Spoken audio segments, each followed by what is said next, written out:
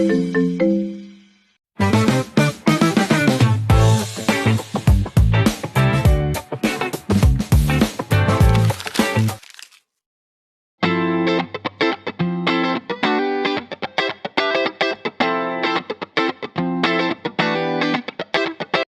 everyone, we are from Group 6.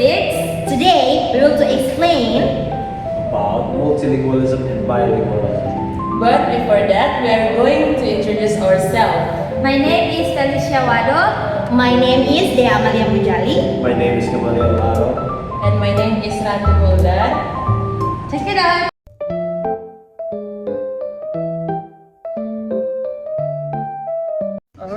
The introduce explain that in today's modern world, many people use more than one language in their daily life. This can be using two language, bilingualism, or three or more language, multilingualism. Because of globalization, travel, technology, and cultural exchange, speaking multiple language has become common and very useful. People switch between language depending on where they are, who they talk to, and what the situation is. For example, someone may speak one language at home, another at school, and another with friends or online. Research say that this ability is not just about knowing many languages, but also about how people use them in flexible ways. The introduce also explain that bilingualism and multilingualism affect many parts of life. They can improve thinking skills, help communication, and shape someone's identity. Many studies show that people who use multiple language often develop better attention and mental flexibility. Language also helps people express who they are. When multilingual people mix or switch language, they are not confused. They are using all their language skill to communicate more effective. At the society level, having many languages creates culture, richness, and diversity. However, school and educational systems sometimes struggle because students may speak a different language at home than at school. Overall, the introduce say that bilingualism and multilingualism are important abilities today.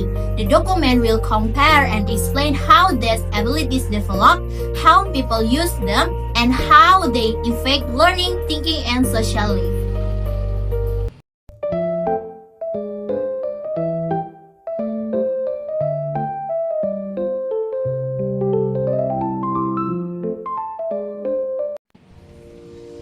Multilingualism, multiculturalism, and education case study of Mumbai City. Research gap. How to effectively do the educational practice and how to manage multilingual and multicultural classroom in Mumbai, and how students' linguistic backgrounds impact learning in school. Research questions. First, how does multilingualism and multiculturalism nature of Mumbai affect language learning schools? 2. How do cultural difference influence classroom interaction and learning process? Key theories. Children can learn language naturally, which allows them to learn multiple languages in multilingual environments. Next, different languages shape how people think. Next, dialect speaking. Children don't lack linguistic ability. They simply use different varieties that are often undervalued in schools. Multilingual speakers naturally mix or switch between languages depending on context. K methods. Case study approach supported by linguistic analysis, classroom observations, vocabulary survey, and experiment. Key findings and discussion. Children in Mumbai grow naturally multilingual, causing learning difficulties because the languages used at home is different from the language used in school. The issue is the education system failure to follow and support students' linguistic diversity. K. Conclusion. Learning difficulties comes from the mismatch between children's home languages or dialect and the standard varieties used in schools.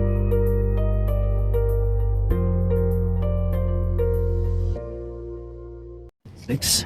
Application of natural language processing in bilingual language teaching and education English case study.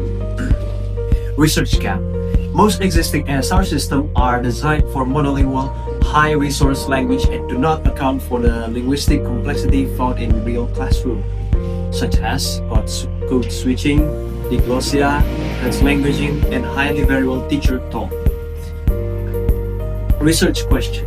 How can automated speech recognition ASR be adapted to analyze bilingual education English teacher speech in classroom for context? How well do speech-to-text tools perform when applied to bilingual Indonesian English teachers' data? Key theories. It uses bilingualism as code switching theory to explain language operation.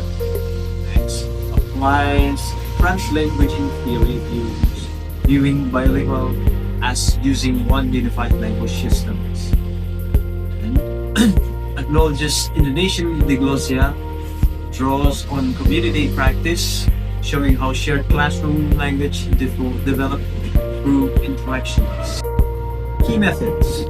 Methodological approach centered on building and testing automated speech recognition as some models using the Calde toolkit supported by the Office interface. Data collection involved recording a teacher's speech during Indonesian language class using a head-mounted microphone over one semester. Key findings and discussions. It develops and tests automated speech recognition ASR models for bilingual classroom speech by collecting teachers' audio, transcribing it, preparing linguistic research like pronunciation, lexicon, training models using Calde or Elvis, and evaluating them through word error rate and detailed error analysis. Key conclusion. Despite high error rates, ASR can still accelerate human transcription, which may help educators analyze and improve their teaching practices.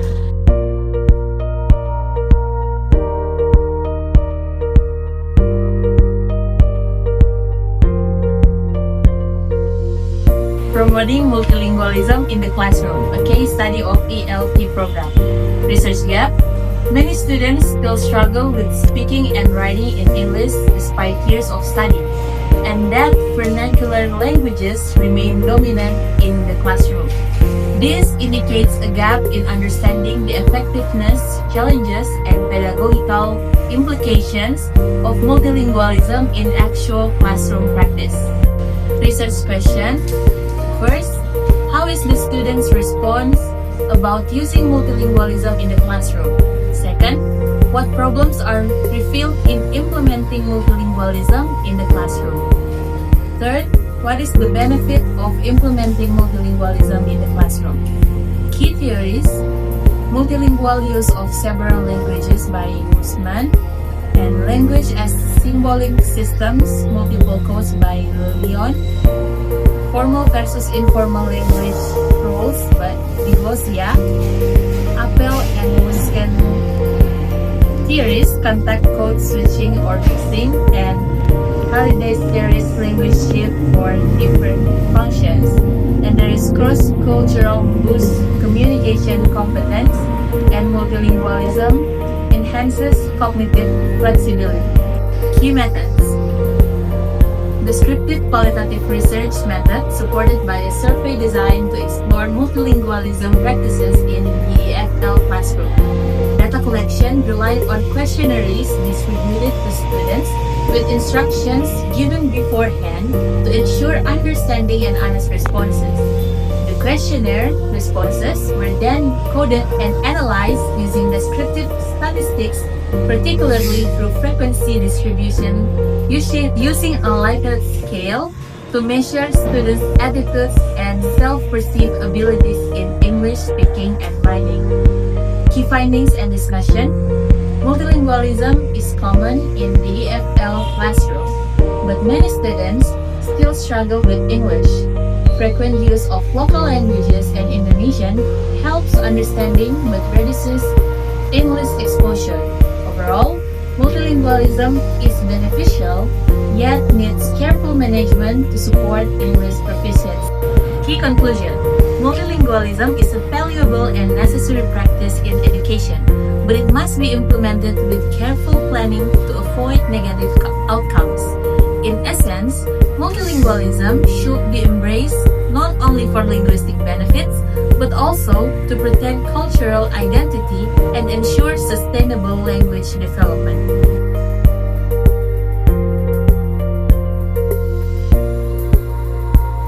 The three articles all examine multilingualism in educational settings, but each approach the issues from a different angle. The study on Mumbai focuses on how multilingual and multicultural classroom environments affects children's learning, emphasizing the mismatch between the home language and the standardized school language. This research highlights sociolinguistics challenges such as dialect indifferences, undervalued home language, and natural multilingual language acquisition. In contrast, the Indonesian SR and NLP studies examines multilingualism through a technological perspective, exploring how automated speech recognition tools struggle to process bilingual Indonesian English classroom speech due to features like code switching, diglossia, and translanguaging. Although the ASR models show high error rates, the study concludes that technology can still support teaching by speeding up transcription and analysis. Meanwhile, the ELT multilingualism study analyzed students' perception of using multiple languages in English language teaching classrooms. It finds that while multilingual practice helps comprehension of reliance on local languages, reduces students' exposure to English, which contributes to continued difficulties in speaking and writing. Despite their different approaches, sociolinguistic, technological, and pedagogical, all three studies show that multilingualism is both beneficial and challenging in educational contexts. Each study identifies a form of mismatch. The Mumbai study points to the gap between home and school languages. The ASR or NLP study reveals a mismatch between bilingual speech and monolingual oriented technology. And the ELT study demonstrates a mismatch between multilingual classroom practice and the goal of improving English proficiency. Ultimately, the three articles agree that multilingualism should be valued and supported, but they also stress that it requires careful planning, whether through inclusive pedagogy, better educational policy, or improved technological tools. The conclusion is, overall, the three articles demonstrate that multilingualism is a powerful and natural resource in education, but it requires appropriate support from schools, teachers, and technology. The first article shows that children in multilingual environments like Mumbai actually possess strong linguistic abilities.